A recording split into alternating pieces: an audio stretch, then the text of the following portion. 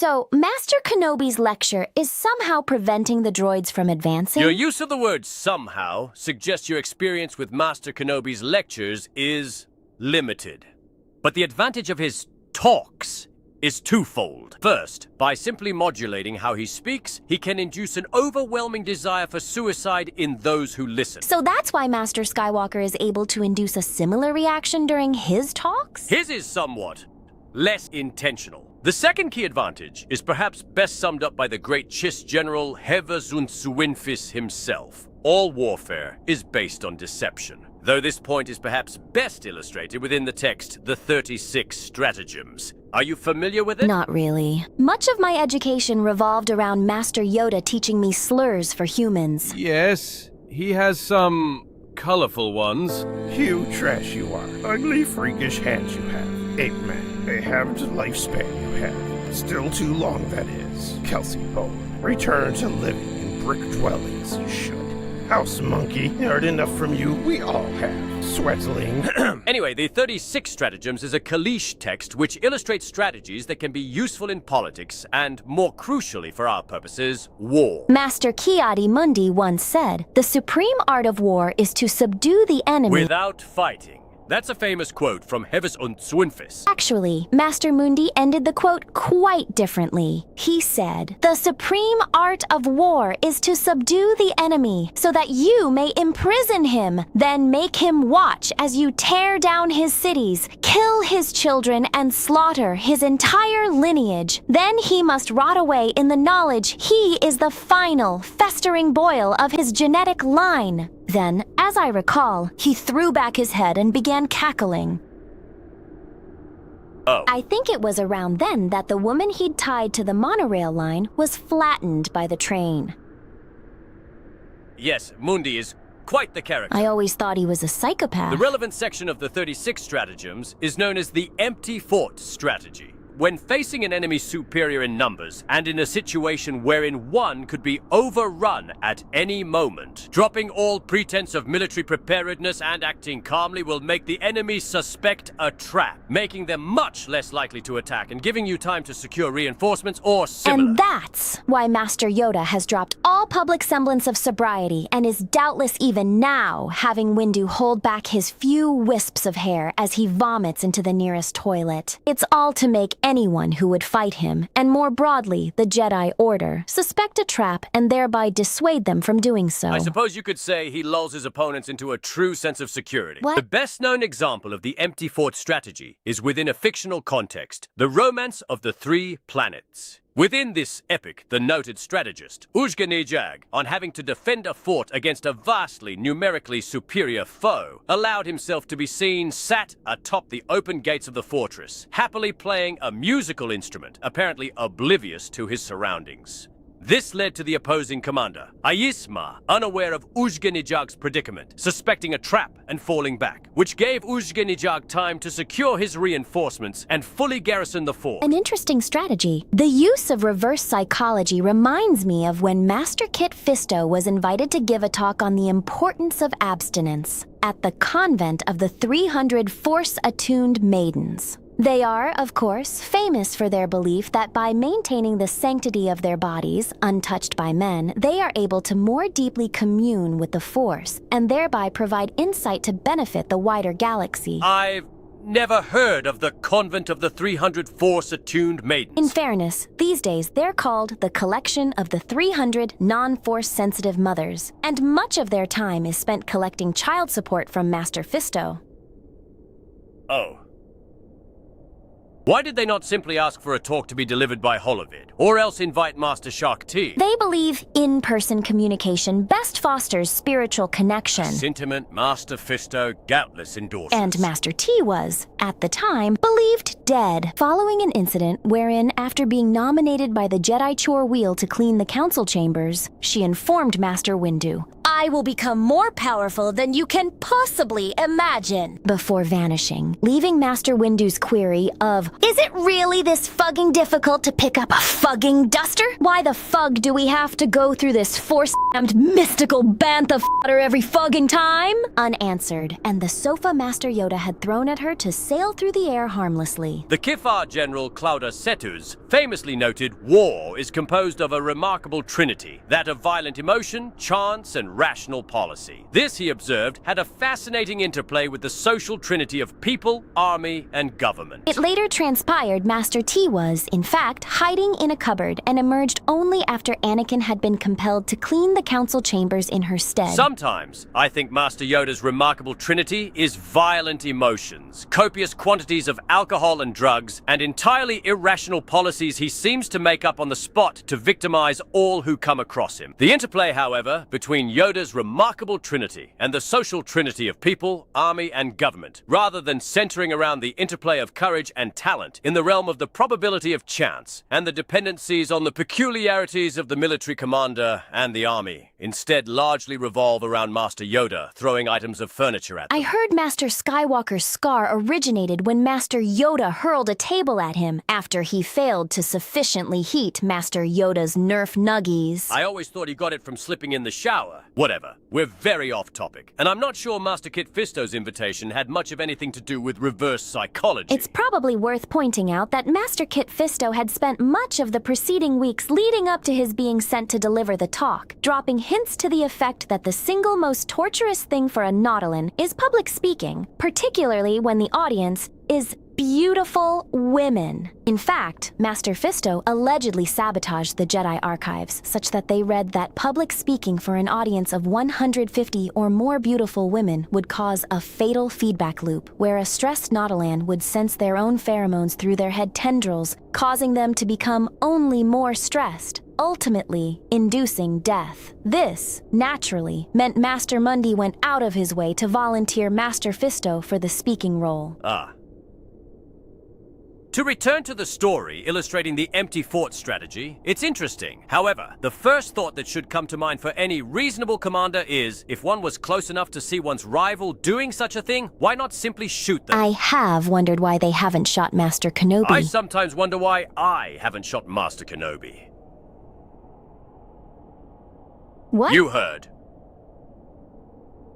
The obvious answer is that a sniper would risk accidentally lip-reading what Master Kenobi is saying. It goes beyond that, however. Master Kenobi has been training in Form 3, a defensive form, and has already become quite proficient. Rumor has it that Master Kenobi is committed to mastering it to such a degree that he could give a lecture even in the middle of a fight to the death in the most inhospitable terrain possible. The Separatists are reluctant to attempt to kill Master Kenobi without being assured they can guarantee his death, such as through the use of heavy firepower, like tanks and so forth. The reason being that each failure to kill him with small arms simply makes Master Kenobi that much better at Form 3, and that much closer to fulfilling his dreams of a perfect defensive lecture. So they won't seriously try until they can bring their tanks forward? Indeed. And for the time being, our artillery cannons are holding their tanks in check. Thus, do we have our stalemate? But why don't they bring in air support? Surely the urge to bomb Master Kenobi must be overwhelming. As it is for many sapient beings. But it's worth noting their air support is mostly starfighters, and they're better off maintaining the blockade in orbit. There's also a broader propagandistic concern. The Separatists are making much of the notion that the Republic use an enslaved army of child soldiers to fight their droid armies. Ridiculous! And if I didn't have to spend this evening resitting my under 14 Gore vocab exams, I'd write to Count Dooku and tell him exactly that! Back when I graduated school at about 9 years old, all our training was flash training. So, I'm afraid I don't have much advice for sitting formal exams. What I do have is intelligence for why Separatists act the way they do. Aerial bombardment makes little distinction between combatants and non-combatants. To a certain extent, one could argue it goes back to the writings of Clauda Cetus, who defined strategy as the art of using battles for the objective of war. Similar to how Master Yoda informed Master Kenobi, he defined the use of drugs as the art of avoiding boring nerd talk for the objective of not being a kissless virgin. I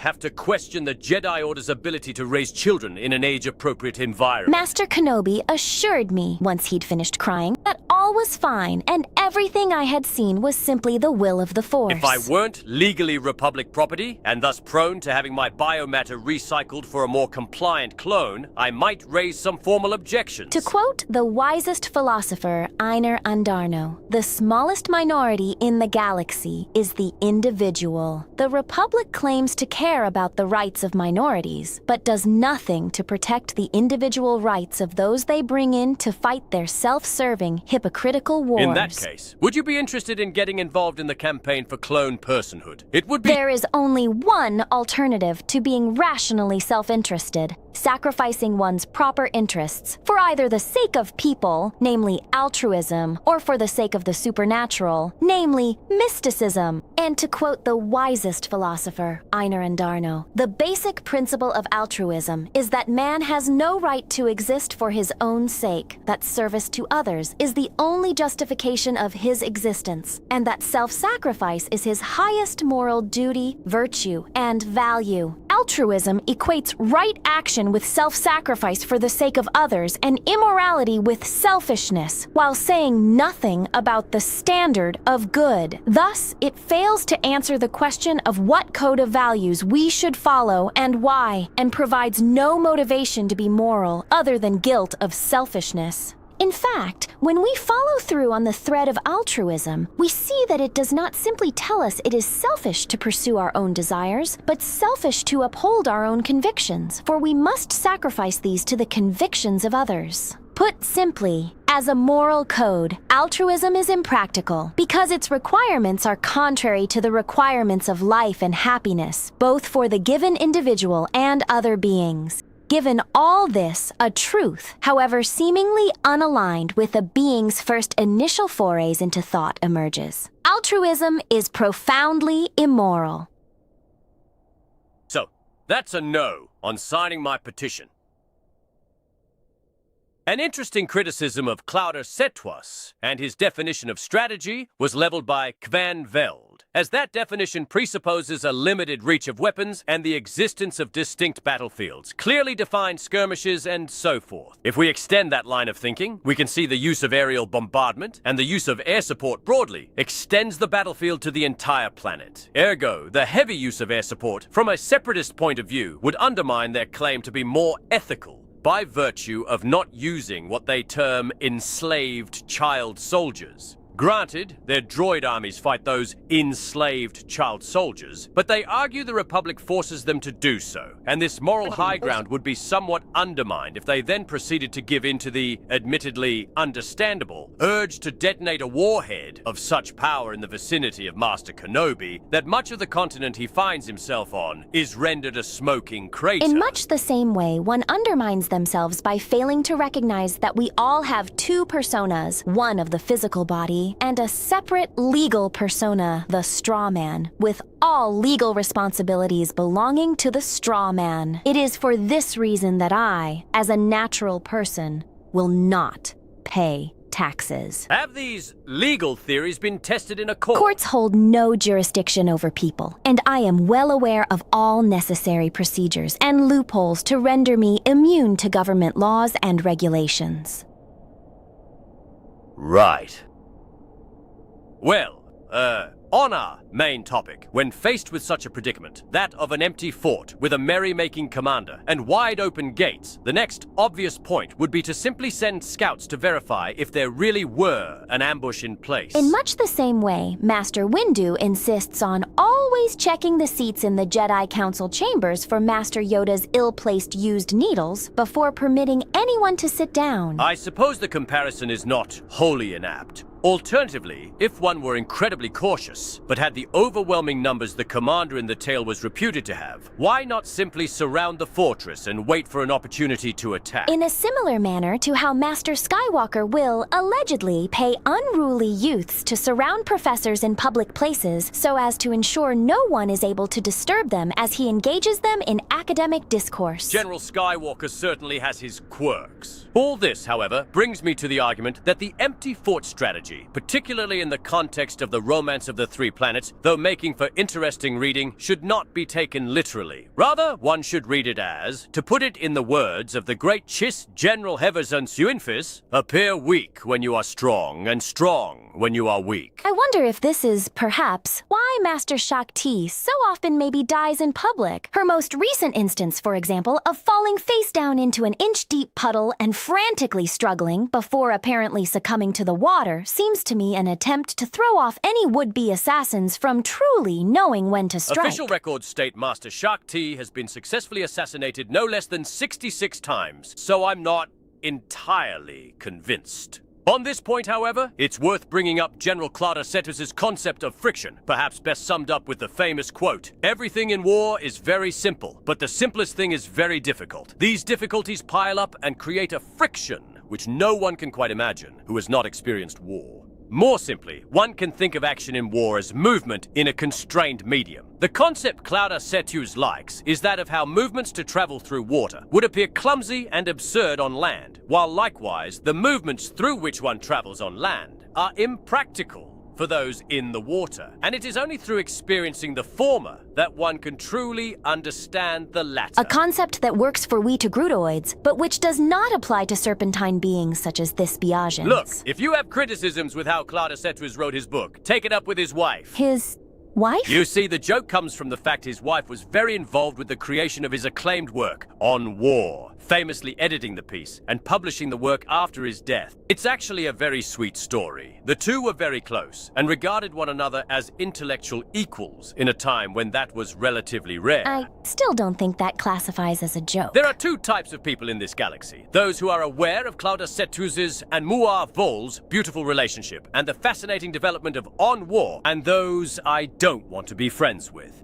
Which am I? Right now, despite my having informed you, you're leaning dangerously close to the former.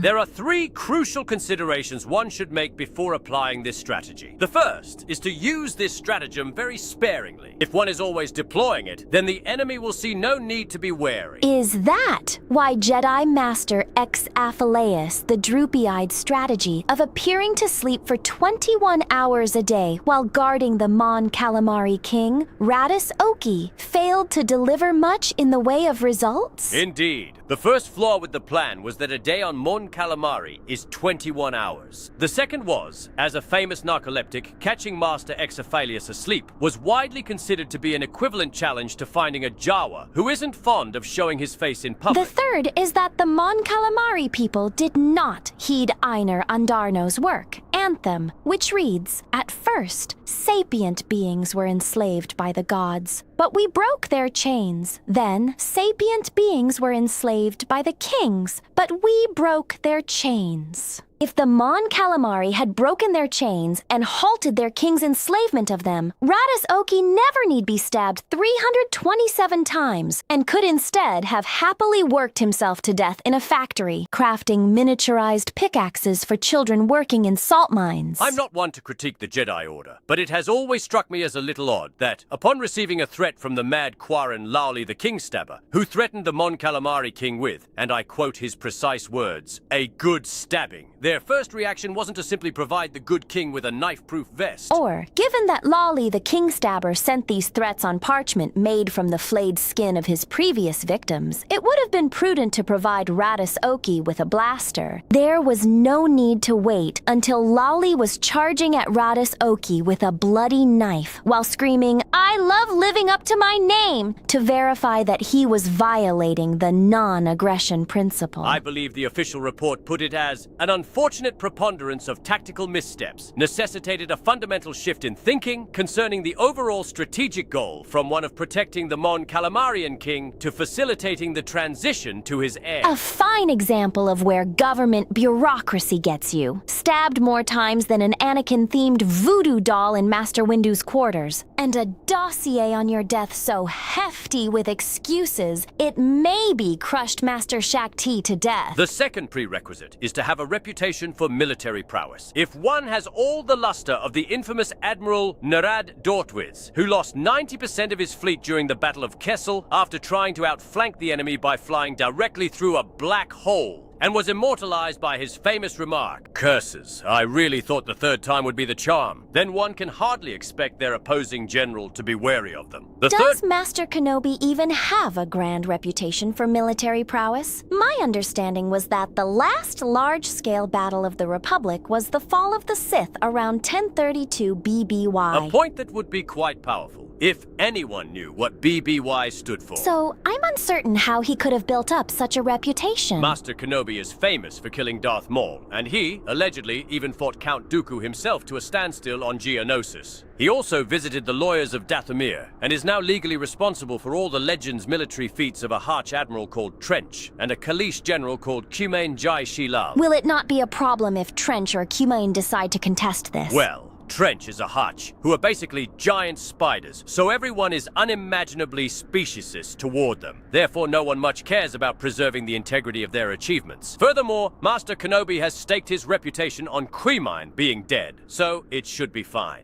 As an aside, personally, I think he actually got the idea from Master Skywalker, where Master Skywalker looked to the future for citations that scholars hadn't written yet to bolster his arguments. Master Kenobi looked to the past for feats that had already been performed to bolster his reputation. Could Anakin not have gotten the idea from Obi-Wan by virtue of looking into the future to see Obi-Wan getting the idea from Anakin? And that's why Master Kenobi dislikes Master Skywalker looking into the future. Bootstrap paradoses get confusing. Either way, the third requirement is to have an opponent who is themselves intelligent and likely to overthink. Our opponent is, of course, General Worm Loathsome. Or, to use his full name, General Worm, evil bad guy, cruel monster, likes kicking puppies and drowning babies loathsome. And he is a legend throughout the inner core.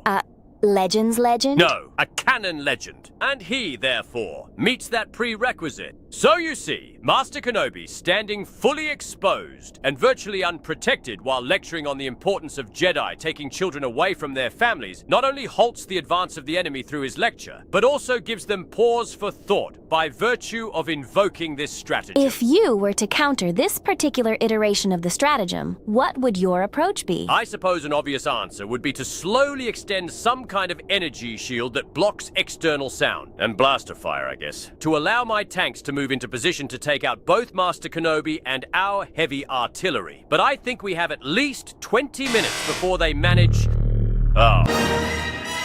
You know, you see General Skywalker or General Kenobi lose vital minutes talking about philosophy or literature, and you think to yourself, such a thing would never happen to me. Then you engage one person in a conversation on an element of the 36 stratagems.